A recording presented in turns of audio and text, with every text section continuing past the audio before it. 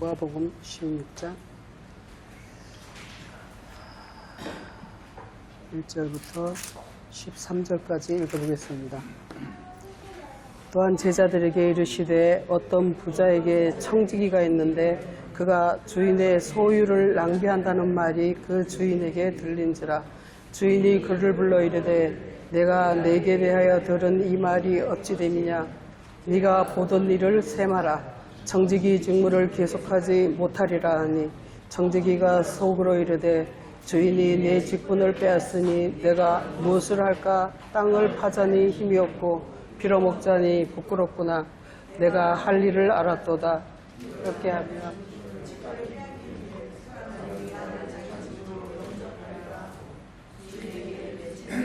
일일이 불러다가 먼저 온 자에게 이르되 네가 내 주인에게 얼마나 빚졌느냐. 말하되 기름 100마리니다. 이르되 여기 내 증서를 가지고 빨리 앉아 50이라 쓰고 다른 이에게 이르되 너는 얼마나 빚졌느냐. 이르되 밀 100석이니이다. 이르되 여기 내 증서를 가지고 80이라 쓰라 하였는지라.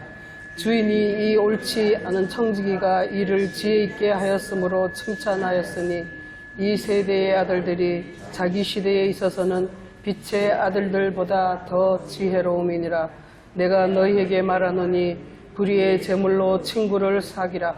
그리하면 그 재물이 없어질 때에 그들이 너희를 영주할 처소로 영접하리라. 지극히 작은 것에 충성된 자는 큰 것에도 충성되고 지극히 작은 것에 불의한 자는 큰 것에도 불의하니라. 너희가 만일 불의한 재물에도 충성하지 아니하면 누가 참된 것으로 너희에게 맡기겠느냐. 너희가 만일 남의 것에 충성하지 않으면 누가 너희의 것을 너희에게 주겠느냐. 집 하인이 두 주인을 섬길 수 없나니 혹 이를 미워하고 저를 사랑하거나 혹 이를 중히 여기고 저를 경히 여길 것임이라. 너희는 하나님과 재물을 겸하여 섬길 수 없느니라. 아멘.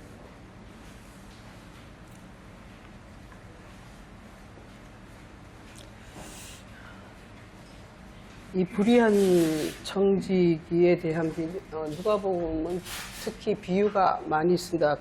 거의 전체가 비유라고, 물론 복음서가 다 그렇고 성경 전체가 그렇지만 이 누가복음은 비유가 굉장히 많은 책인 것 같습니다. 그리고 이 불의한 재물에 대해서 오늘 본문 말씀에서도 봤지만 이건 정말 우리 인간의 상식적으로 생각할 때는 말이 안 되는 그런 스토리입니다. 그런데 주인이, 내가 청지기로 있고 어떤 주인이 있는데 그 주인에게 내가 빚진 자를, 소리를 약간 줄이세요. 예, 밑에 거. 예. 소리를 그래도 그러네. 주인에게 빚진 자에게 자기가 주인인 것처럼 그의 빚을 삭감해주는, 그런 탕감해주는 그런 사건을 가지고 주인이 그를 지혜롭다 이렇게 얘기를 하셨다는 거죠. 그래서 이제 이게 우리가 성경에서 보면은 갚아야 될 것들이 있어요. 우리가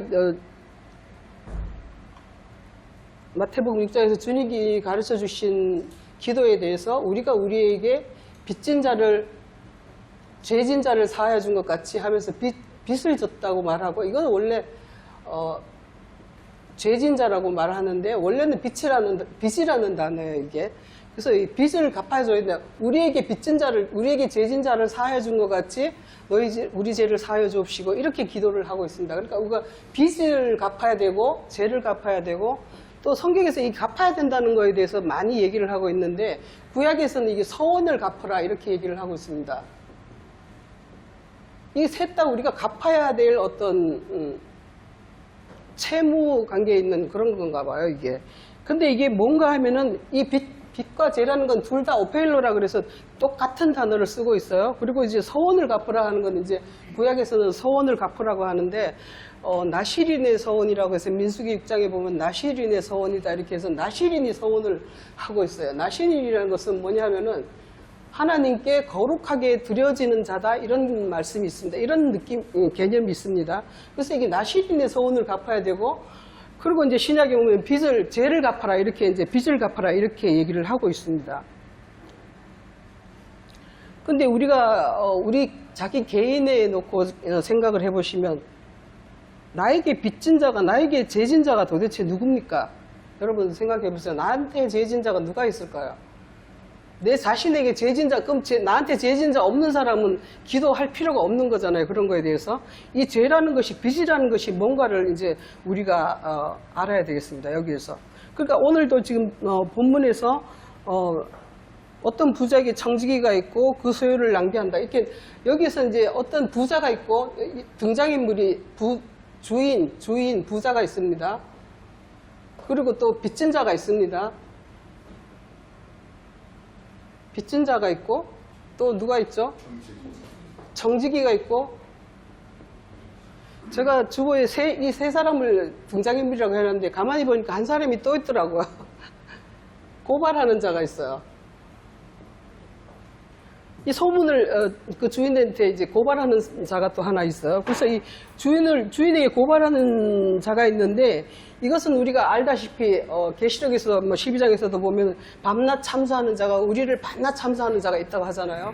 이 마귀가 우리를 밤낮 참사하고 있어요. 저 사람은 저러면 안 된다고 하는 것을 계속 하나님 앞에 참소를 하고 있죠. 그리고 욥기에서도 보면 하나님 앞에 마귀가 서가지고 참소를 하고 있죠. 그런 것처럼 사단이 참소하고 있죠. 그런 것처럼 우리의 뭐가 조금이라도 잘못되면 우리가 조금이라도 잘못하면 하나님 앞에 계속 우리를 참소하는 자가 있다는 거예요. 그래서 이 네 사람의 관계가 있는데 이 네 사람의 관계가 어떻게 보면은 이 주인이라고 하는 사람, 이 부자라는 사람은 빚을 주는 사람, 빚을 주는 사람이고, 그리고 또 빚진 자라는 사람이 있고, 우리는 이제 청지기가 되어가지고, 우리 자신은 여기에서 역할이 이제 청지기의 역할이죠.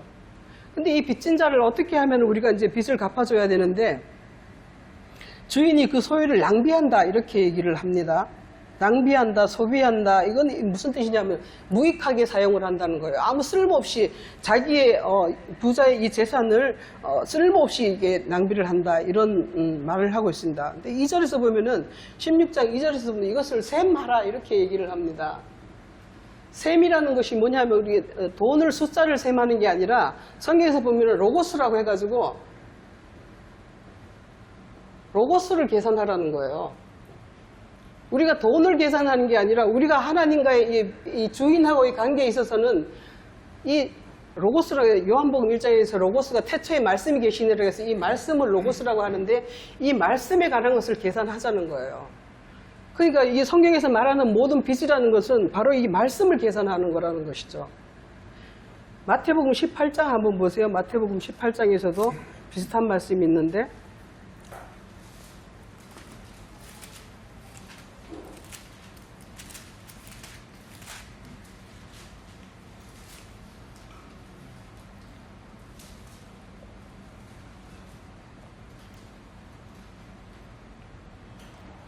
마태복음 18장 21절에서는 이거는 이제 베드로가 예수님께 형제가 죄를 범하면 몇 번이나 용서해 주리까 이렇게 얘기를 합니다.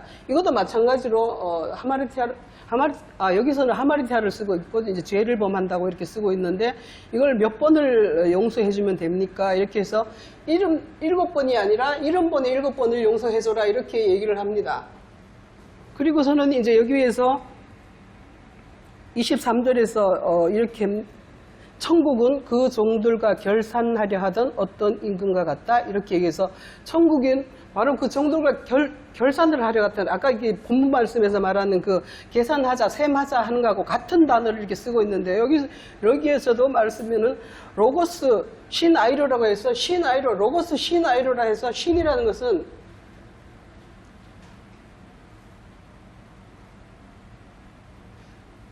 신아이로가 뭐냐면 하나님과 함께 들어올린다, 계산한다, 들어올린다 이런 뜻이 있는 거예요. 그러니까 이 성경 자체가 신기한 게 말씀 하나하나 단어 하나하나가 굉장히 깊은 뜻을 비밀을 간직하고 있어요. 그래서 지난주에도 목사님께서 비밀에 대해서 말씀하셨지만 모든 성경이 비유로 되어 있고 비밀로 되어 있다 이렇게 하신 것처럼 이 단어 하나하나도 다 비밀로 되어 있는 것 같아요. 이 아이로라는 것은 들어올린다는 것인데 육의 세계를 영의 세계로 들어올린다는 이런 개념이 있는 거죠. 그러니까 말씀이 문자적인 말씀에서 이 로고스를 계산하는 건데 이 문자적인 말씀에서 영적인 말씀으로 우리가 이렇게 바꿔서 하는 것이 그게 바로 결산이라는 것이죠. 여기서 보면 18장에서 보면 마태복음 18장에서 1만 달란트 빚진 자를 데리고 왔는데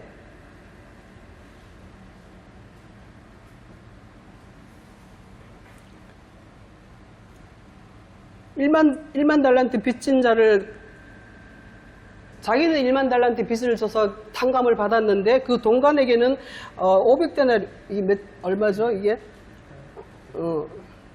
100데나리온 빚진 자는 목을 잡고 다 갚으라고 이렇게 요구를 한단 말이에요. 그래서 31절에서 32절에서 말하기를 주인이 불러다가 말하기를 악한 종아 네가 빌기에 내 빚을 전부 탕감해 줬는데 너를 동료를 불쌍히 여기지 않고 그렇게 한다 이렇게 해서 너를 주인이 노하에서 빚을 다 갚도록 옥졸들에게 갚는다. 이렇게 결론이 뭐냐 하면 여기에서 각각 마음으로부터 형제를 용서하지 아니하면 하늘 아버지께서도 너희에게 이와 같이 하시리라. 이렇게 해서 여기에는 결론이 뭐냐면 마음으로 형제를 용서하는 것이 바로 모든 빚을 갚을 수 있는 그런 거라는 것이죠. 그래서 이게 70번에 7번이라는 것이 바로 이게 마음으로부터 용서를 하는 그런 거예요. 이건 다니엘서에 나오는 말씀이죠. 마음으로부터 우리가 정말 진정으로 하나님의 말씀을 가지고 계산할 때에 내가 이성적으로 깨닫고 율법적으로 깨닫고 하는 것이 아니라 진성으로 그것이 내 마음속에 들어와서 내가 되었을 때 내 안에서 하나님의 영이 살아서 움직이기 시작할 때 이것이 완전히 내 빚이 탕감된다는 것을 이렇게 얘기를 하고 있어요. 그리고 33절에서 내가 너를 불쌍히 여긴과 같이 너도 내 동료를 불쌍히 여기는 게 마땅하다 이렇게 얘기를 하십니다. 이 불쌍히 여긴다는 말씀이 이게 바로 긍휼히 여긴다. 이거 마음으로부터 그 사람을 생각한다는 것인데 그렇게 함으로써 야고보서 2장 13절인가 보면 그렇게 말씀하죠. 긍휼이 있는 심판은 심판을 이기고 자랑한다. 이렇게 해서 긍휼이 있어야 된다는 것이죠. 긍휼이 있어야 되는 것인데 이것이 뭐냐 하면 바로 마음으로부터 형제를 용서하는 것이다. 이렇게 말씀하고 있습니다. 그래서 우리가 하나님께 셈할 것이 있는데 바로 그 말씀의 셈을 해야 된다는 것이에요. 우리가 서운하는 것도 마찬가지예요. 서운한다는 것도 마찬가지로 우리가 뭘 서운한다 그러면은 내가 옛날에는 그런 서운을 많이 했다 그래요. 우리 아들, 우리 손자 목사 되게 이렇게 하겠다고 이제 기도할 때 그렇게 서운을 한다고 합니다. 그러니까 우리 아들을 반드시 이제 목사를 시켜주겠다고 우리 아들을 하나님께 바치겠다 이렇게 하면서 그거를 서원이라고 생각을 했었는데 그런 것이 전혀 서원이 아니라는 것이죠.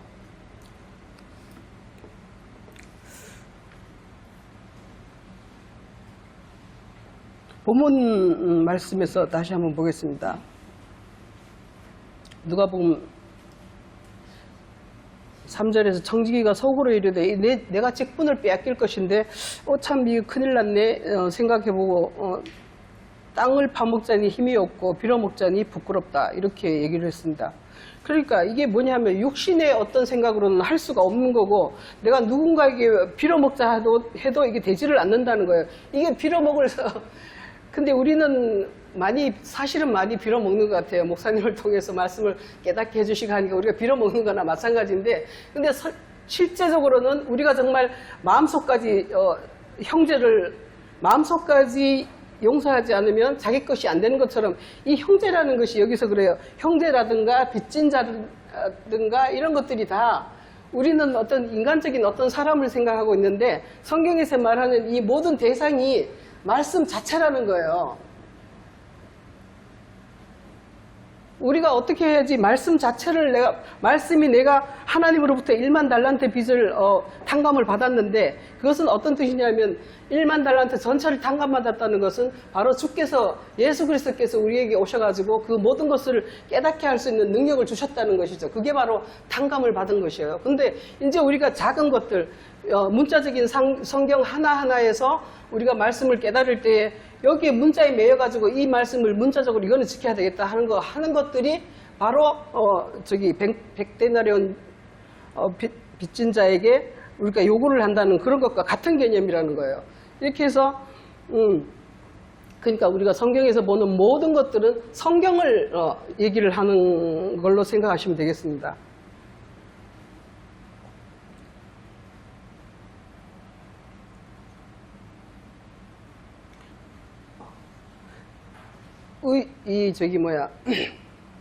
우리가 우리에게 죄진자를 사하여 준 것 같이 이렇게 말했는데, 우리에게 죄진자가 뭐냐면은, 제가 좀 처음에 교회 다닐 때는 회개하라고, 죄진 거 회개하라고 하기에 내가 그랬어요.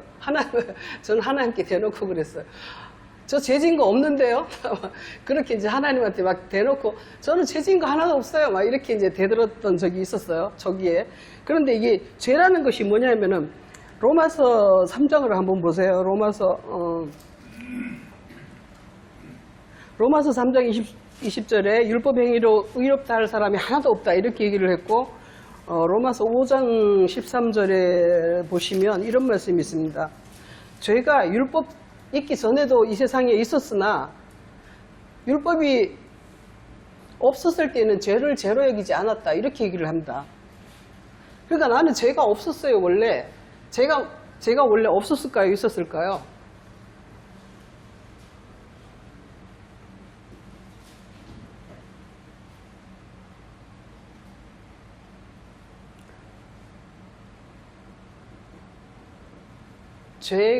나는 회개하라고 해서 난 죄 없습니다 하고 하나님께 대들었더니 죄가 있다고 하시더라고요. 죄가 있다고 하시는데 그때 당시만 해도 처음 이제 교회 다니고 하니까 죄 없다고 하시니까 막 죄 있다고 막 하시는데 증거를 막 보여주시더라고요. 그러니까 여기서 뭐가 있냐 하면은 율법이 있어야 죄가 있는 거예요. 율법이 있어야.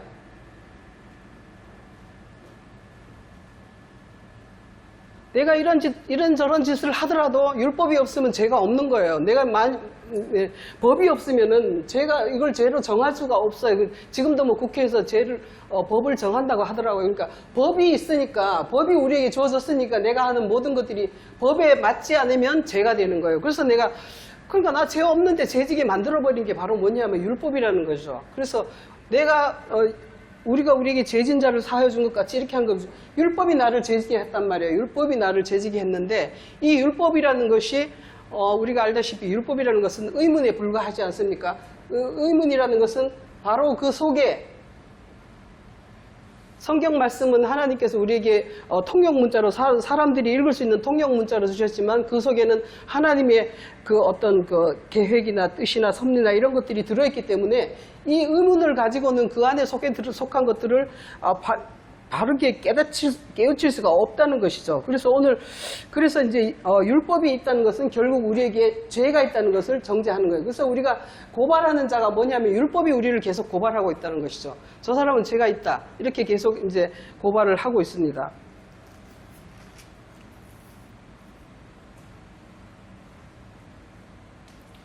우리가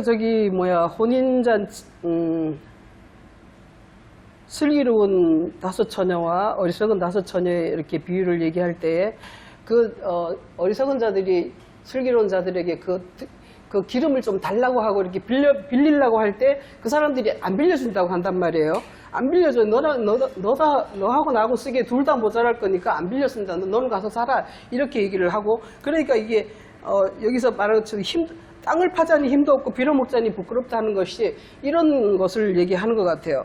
근데 그때 이제 16장 4절에서 이렇게 내가 할 일을 알았도다 이렇게 얘기를 한단 말이에요. 근데 내가 할 일을 어떻게 알았을까요?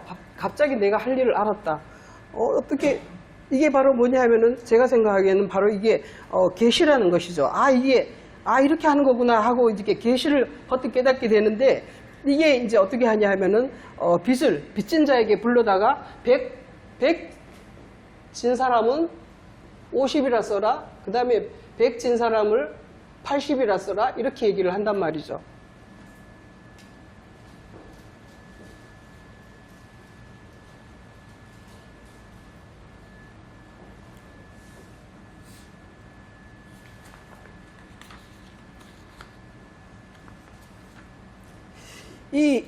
여기서 증서를 가지고 빨리 앉아 50이라 쓰고 이렇게 말을 합니다. 이 증서라는 단어가 이게 그람마라는 건데, 이게 바로 뭐냐면 의문이라는 뜻이에요. 그리고 여기 와서 그 다음에 증서를 가지고 와서 거기에다 쓰라 이렇게 한다. 쓰라는 이거는 그라포라고 해가지고 그라퍼인데 이게 뭐냐면 이거는 쓴다는 의미예요. 그러니까 그람마는 그림이라는 의문이라는 뜻이 있고 그라퍼라는 건 쓴다는 것인데 예레미야에서 보면은 그렇게 말을 하죠. 여호와께서 세일을 행하리니 너희 안에 너희 마음에다 내 법을 기록하리라 이렇게 말씀을 하고 있습니다.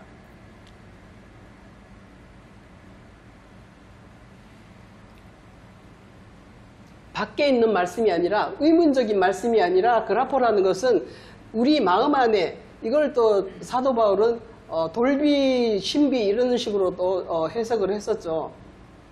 돌비 밖에 있는 그런 돌비적인 그런 말씀이 아니라 우리 안에다가 기록하는 신비적인 말씀이 된다는 것을 이렇게 여기 보면은 감춰져 있습니다. 이런 말씀들이. 그리고 이게 100을 50이라고 쓴다는 것은 100이라는 것은 하나님 것 자체, 하나님 말씀 그 자체 100이라는 것이고 이것을 50이라고 하는 것은 바로 우리 안에 기록되는 내 것이 되는 하나님이 내 안에 들어오셔서 하나 되는 그러한 말씀이 되는 것을 이렇게 말하고 있어요. 50이라는 것은 우리가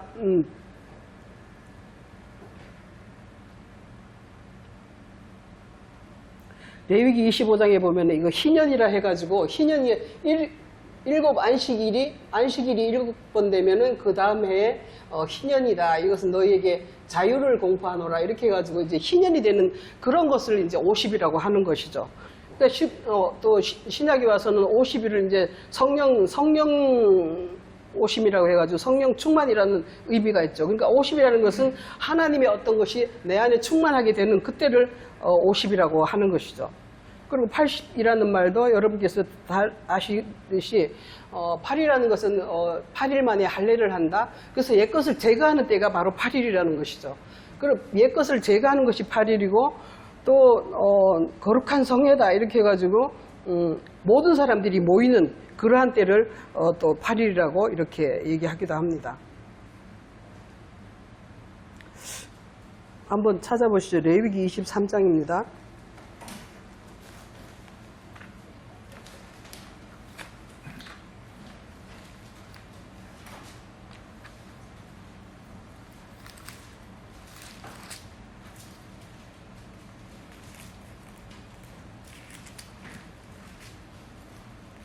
음.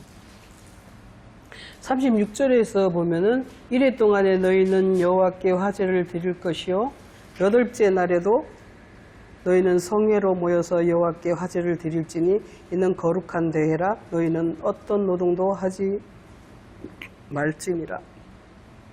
민수기 29장에서도 이런 말씀이 있습니다. 그렇게 해서 그러니까 8째 날이라는 것은 7째 날 다음에 그러니까 안식일 다음에 그 다음에서 오는 이제 그러한 계속해서 그리고 또 예수님께서도 제8일에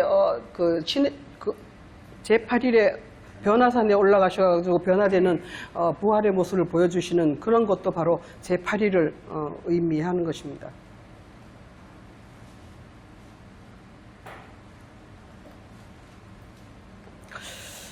그리고 제가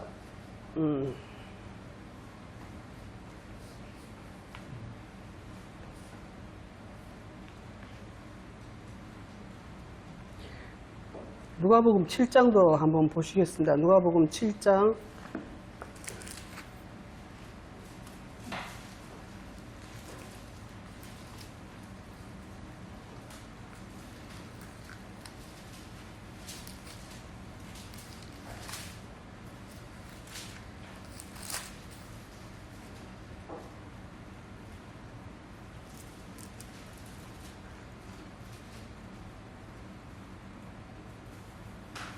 누가복음 7장 36절로부터 쭉 보시면 이렇게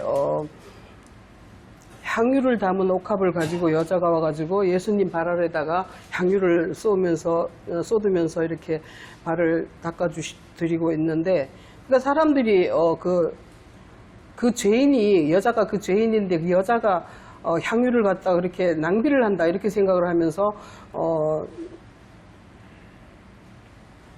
그렇게 생각을 하니까 예수님께서 말씀하시기를 이 빚에 대한 것을 또 비유로 말씀하고 있습니다.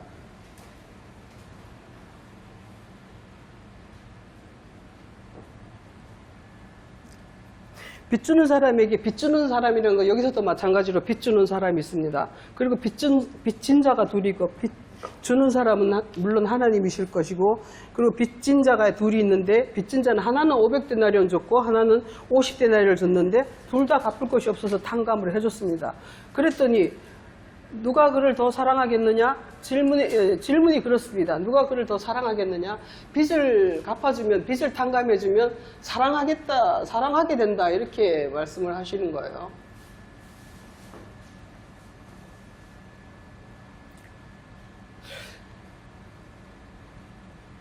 누가 더 사랑하겠느냐? 이렇게 하니까 시몬이 대답하기를 많이 탕감받은 자입니다. 그 옳다, 이렇게 얘기를 하시고, 그래서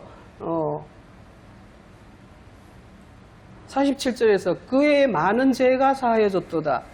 여기서도 이제 빚을 죄라고 이렇게 말씀하고 있죠. 빚과 죄를 같이 이렇게 얘기를 하고 있습니다. 빚을 많은 빚을 탕감해줬더니 많은 죄가 사하여졌는데 그의 사랑함이 많음이라. 이렇게 사함을 받은 이 적은 자는 적게 사랑하느니라. 이렇게 하고 여자에게 말하기를 내 죄사함을 받았느니라. 이렇게 얘기를 합니다. 이 죄사함이라는 것이 바로 이 빚을 탕감받는 것이라는 뜻이죠. 그리고 여기서 이제 많이 빚을 탕감을 받으면 많이 사랑하게 되느니라. 이렇게 얘기를 합니다.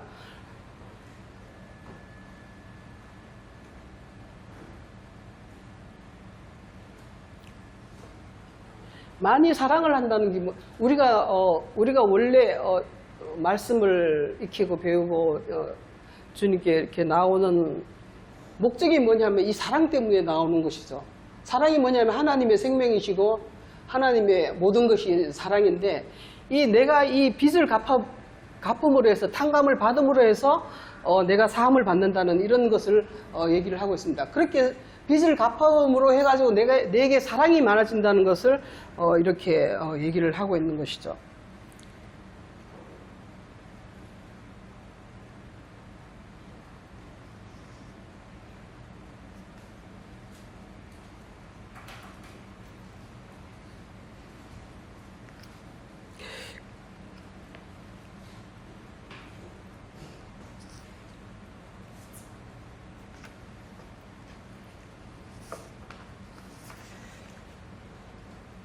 그리고 이 빚을 갚는다는 말 자체가 굉장히 중요한 의미를 가지고 있더라고요.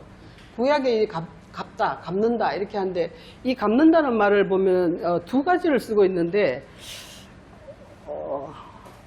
이게 물론 히브리 말이 여러분들 생소하고 뭐 그렇지만 한 번씩 이렇게 보시는 것도 괜찮을 것 같아요. 저도 히브리 말을 잘 아는 게 아니고 그냥 사전을 찾아서 이제 의미를 해석하고 하지만, 이게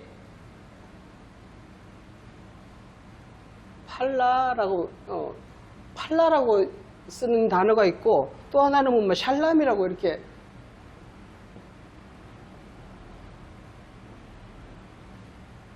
똑같은 갚는 것인데 이렇게 다른 단어를 쓰고 있어요. 이 팔라라는 단어와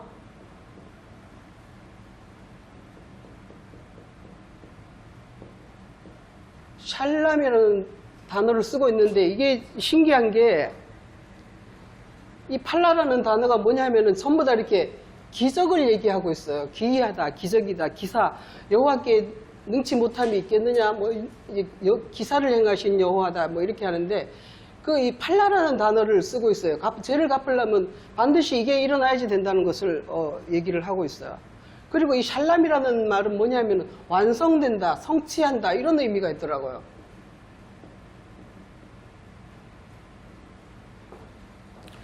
그래서 이게 좀 이상해서 같은 갚는 것인데 완전히 다른 단어를 쓰고 있으면서 같이 쓰고 있어요, 계속해서. 그래서 내가 찾아봤는데 시편에서는 굉장히 많은 곳에서 이렇게 기사라고 쓰는 단어가 뭐냐면은 여호와의 행하신 것과 저에게 보이신 기사를 믿지 아니하였도다. 뭐 주는 광대하사 기사를 행하십니다. 뭐 이렇게 하니까 기사라는 말이 시편에서 수도 없이 뭐 이렇게 언급할 수 없을 정도로 많은 것을 이렇게 말하고 있어요. 그리고 나시린이 서원을 하고 이렇게 할 때도 뭐 팔라라는 이 단어를 쓰고 있어요.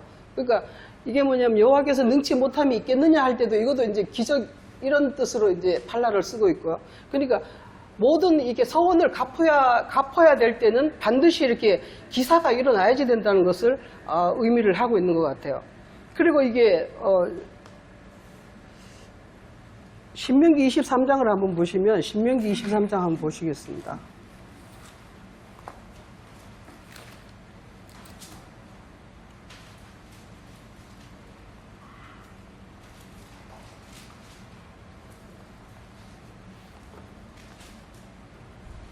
(23장) 21절인데요. 내 하나님 여호와께 서원하거든 갚기를 더디하지 말라. 내 하나님 여호와께서 반드시 그것을 내게 요구하시리니 더디면 그것이 내게 죄가 될 것이라. 내가 서원하지 아니하였으면 무죄하리라. 그러나 내 입으로 말한 것은 그대로 실행하도록 유의하라. 이렇게 얘기합니다. 여기에서도 뭘 말하냐면은 서원한다고 이렇게 말은 하고 있지만 여기에서도 마찬가지로 서원이 뭐냐 하면 네가 말하거든 이렇게 네가 말한 대로 이게 뒤에서 보면 그렇게 말하죠. 네가 입으로 말한 대로 언약이라는 말이 없고 여기서는 말이라고 되어 있습니다. 서원하여 입으로 말한 대로 행할지라 이렇게 얘기를 하는데 이 21절에서 서원하거든 갚기를 더디하지 말라 이렇게 하고 거기에서 제가 이렇게 왜 이 말씀을 23장 이 말씀을 얘기하냐 하면은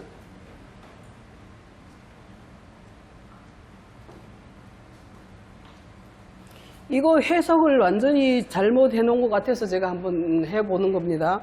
그래서 서원하거든 갚기를 더디하지 말고 지체하지 말라 이렇게 했는데 그러고는 그 다음에 가서 내 하나님 여호와께서 반드시 요구하리라 이게 아니라 내 하나님 여호와께 자주 찾아가서 다라시라는 단어를 쓰고 있는데 다라시라고 해서 찾아가라 다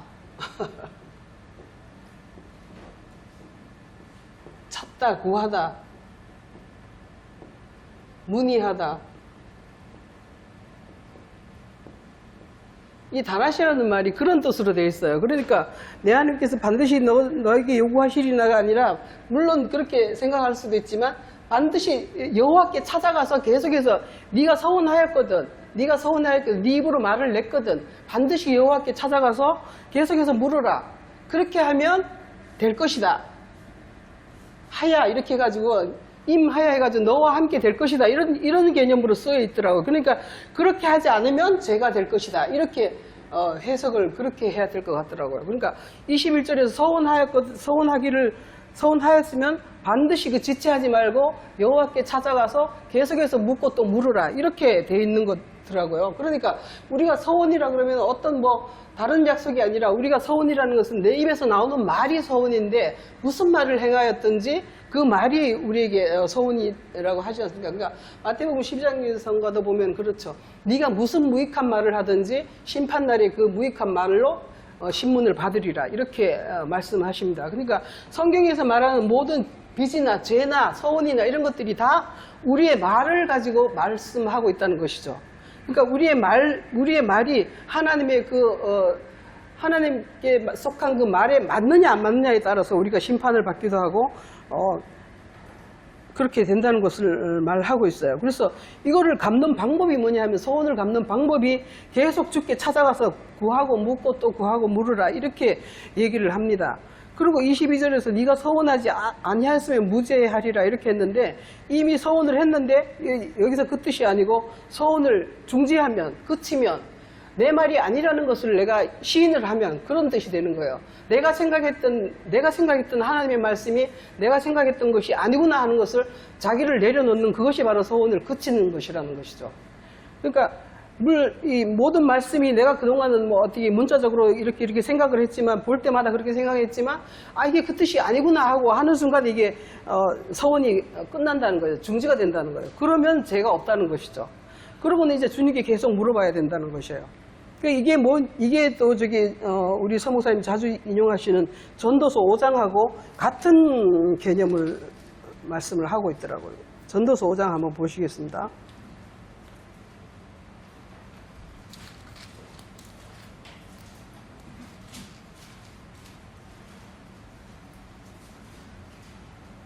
전도서 5장에 들어가서 5장 1절에서도 하나님 집에 들어갈 때 내 발을 삼가하고 가까이 하여 말씀을 듣는 것이 이 가까이 하여 말씀 듣는 것이 뭐냐면 바로 여호와께 자주 찾아가라, 이 다라시를 얘기하는 거예요. 그러니까 가까이 가서 여호와께 말씀을 들으라는 것이죠. 그렇게 하는 것이 바로 이게 우매자가 안 된다. 이 서원하는 것이 뭐냐면 바로 우매자가 서원을 하는 거예요. 자기가 모르면서 뭐 아는 척 이렇게 말하는 것이 바로 서원이라는 것이고, 그것이 바로 우매자라는 것이죠. 그게 전도서에서는 이거를 우매자라고 얘기를 하고 있습니다.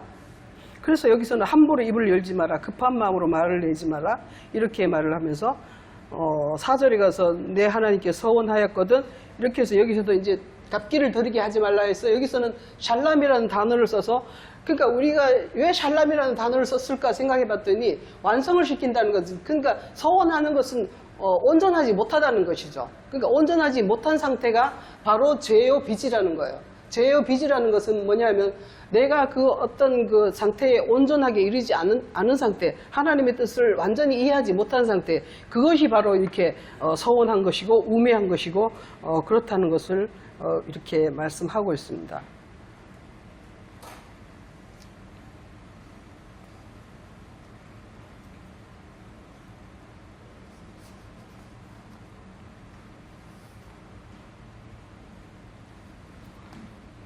그래서 오늘 제가 하고 싶은 말씀은 뭐냐면 빚이나 죄나 서원이나 다 같은 말이라는 것을 여러분께 말씀드리고 싶었습니다.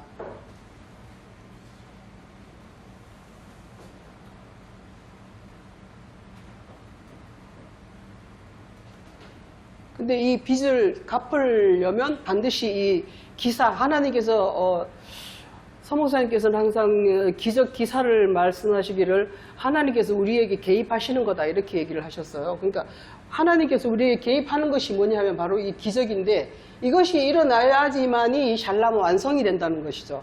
그러니까 여호와께서 우리에게 나타나셔가지고 우리가 계속해서 여호와께 가서 찾아가서 자주 찾아가서 또 가고 또 가고 또 가고 계속해서 물어야지 그때 이제 이 기적이 일어나는 것이고, 그때 우리가 완성된 온전한 사람이 된다는 것을 이렇게 얘기하고 있습니다. 그리고 본문에서 다시 보면은 이걸 이제 잘했다 이렇게 말씀하시고 있으면서 또 이제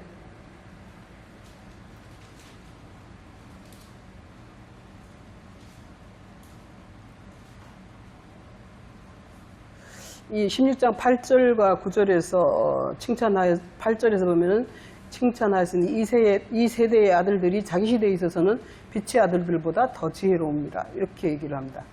그리고 9절에서는 그 재물이 없어질 때에 그 영주할 처소로 저희를 영접하리라. 이렇게 해서 영주할 처소라는 게 이게 영생을 얘기하는 것이고 이 아이온을 얘기하는 건데,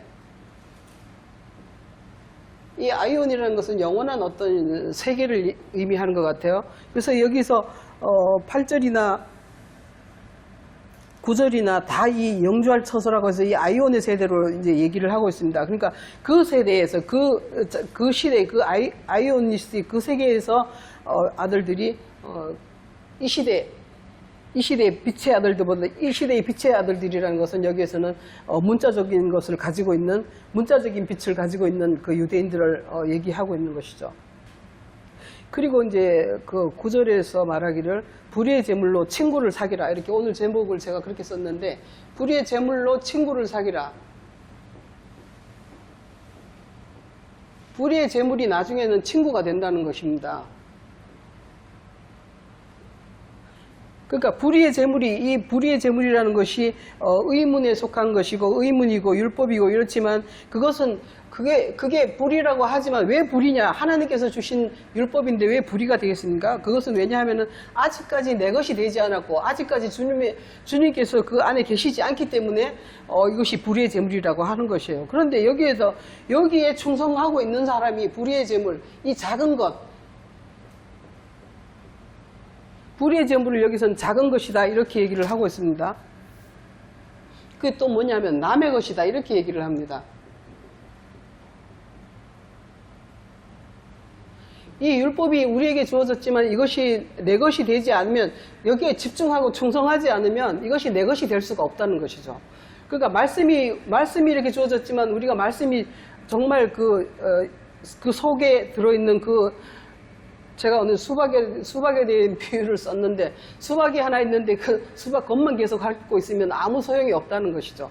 그것을 깨트려서 그 안을 먹어야지 수박에 대한 예의죠. 근데 주님의 말씀도 마찬가지로 예수님께서 그 껍질 같은 율법을 겉에다 싸시고 그 안에다가 그 의의 진리의 말씀을 넣고 그 안에 하나님의 영을 두셨고 이렇게 하셨는데 우리가 계속해서 그 껍질만 가지고 핥고 있다면은 그것은 불의한 것이죠. 근데 이 불의한 것을 계속해서 집중하고 주목하고 너희는 여호와의 율법을 자세히 살펴보라 한 것처럼 말씀을 계속해서 집중해서 살펴보고 묵상하고 이렇게 하다 보면 거기에 어느 날 알겠다 하는 거, 오늘 불의한 그 사람처럼, 불의한 청지기처럼 이제 내가 알겠다 하는 것을 어느 날 퍼뜩 깨달아질 수 있다는 것이죠. 그게 뭐냐면 하나님이 계시고 그렇게 할 때에 바로 이제 그 불의의 재물이 친구로 주님이 우리 안에 오시는 그런 역사가 일어날 것을 이렇게 말씀하고 있습니다.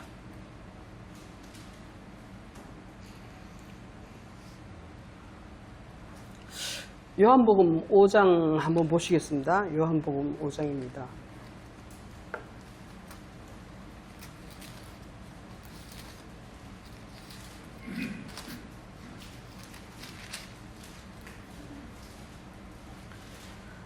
(45절에) 보면은 그런 말씀입니다. 내가 너희를 아버지께 고발할까 생각지 말라. 너희를 고발하는 이가 있으니 곧 너희가 바라는 자 모세니라. 모세를 믿었다면 또 나를 믿었으리니 이는 그가 내게 대하여 기록하였음이라. 그러나 그의 글도 믿지 아니하거든 어찌 내 말을 믿겠느냐 하시니라. 고발하는 이는 모세라는 것은 율법의 대명사가 모세인데 율법은 계속해서 나를 고발하고 있지만 그렇지만 그 모세를 믿고 계속 그 말씀을 집중해서 보고 집중해서 충성하고 있었다면 주님 그 모세는 바로 그리스도에 대해서 증거한 기록이기 때문에 반드시 그가 이제 그리스도가 오실 것을 이렇게 말씀하고 있습니다. 그래서 이 불의의 재물에 충성하라 하는 말씀은 바로 우리가 성경 말씀에 집중해서 계속해서 충성을 해야 될 것을 이렇게 말씀하고 있습니다. 그래서 오늘 우리에게 주시는 말씀은 빚과 빚이나 죄나 서원이나 같은 의미로 쓰고 계시는 건데 이것이 뭐냐면 우리를 거룩하게 하려거든 나시린이 되려거든 그것을 완성시키라는 거예요. 나시린이 거룩하게 되려거든 완성을 시켜야 되는데 이것이 뭐냐면 바로 하나님의 그 그리스도의 그 깨달음을 계시를 통해서만이 가능하다는 것을 이렇게 말을 하는데 누가복음 24장에서도 그 약속하신 성령이 오시기까지 너는 그 성에 유하라 하는 것처럼 이 집중해서 이 말씀에 붙어 있으라는 것을 이렇게 말씀하고 계십니다. 마치겠습니다. 주님, 오늘도 저희가 불의한 청지기처럼 불의한 재물에 충성하고자 말씀을 묵상하고 또 묵상하고 있습니다. 그러나 우리가 정말 우리 힘으로는 아무것도 할 수 없고 누구에게 빌릴 수도 없는 그 하나님의 그 세계를 주께서 깨닫게 하시지 않으면 아무도 알 수 없는 그런 세계이오니 주께서 항상 우리를 인도하시고 주의 계시로서 우리를 깨닫게 하셔서 우리가 우매한 자의 상태에서 벗어나게 하시고 그리하여 하나님의 능력의 자녀로 지혜 있는 사랑에 완성되는 그런 사람이 다 될 수 있도록 인도하여 주옵소서. 감사하며 예수 그리스도의 이름으로 기도드립니다. 아멘.